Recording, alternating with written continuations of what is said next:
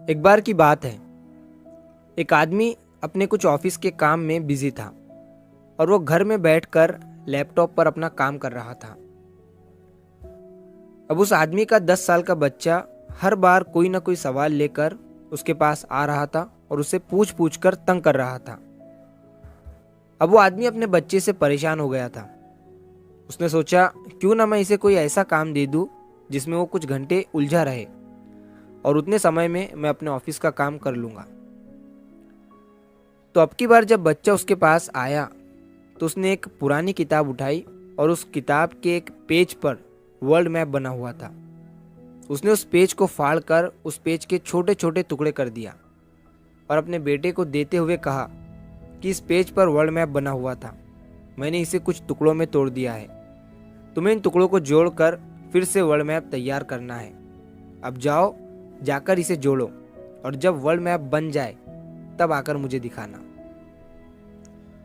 बच्चा वो टुकड़े लेकर चला गया और इधर उस आदमी ने चैन की सांस ली कि अब उसका बेटा उसके पास नहीं आएगा और उसे तंग नहीं करेगा और वो शांति से अपना काम अब कर सकता है।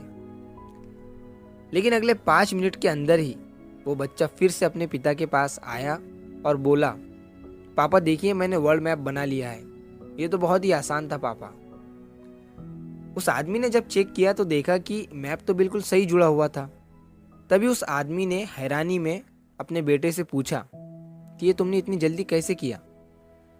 बच्चे ने फिर से कहा कि ये तो बहुत ही आसान था पापा।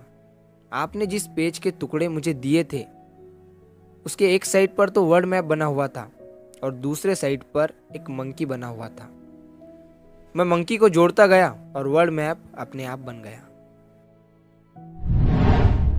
दोस्तों, अक्सर करके कई बार जब कोई बड़ी प्रॉब्लम, समस्या हमारे सामने आती है तो हम उसे देखकर ये सोचते हैं कि हमारी जो प्रॉब्लम है, हमारी जो समस्या है, हमारी जो परेशानी है वो बहुत बड़ी है और वो इतनी आसानी से हल हो ही नहीं सकती है।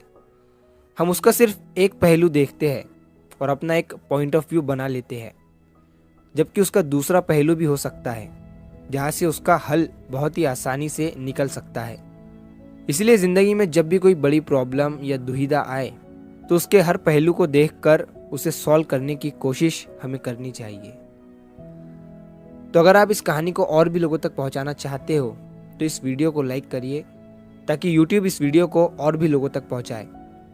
और अगर कहानी अच्छी लगी हो तो हमारे चैनल को सब्सक्राइब ज़रूर करिए। मिलते हो हमें अगली बार इसी तरह की कहानी के साथ। तो सब्र करो, शुक्र करो और ज़िंदगी में आगे बढ़ो।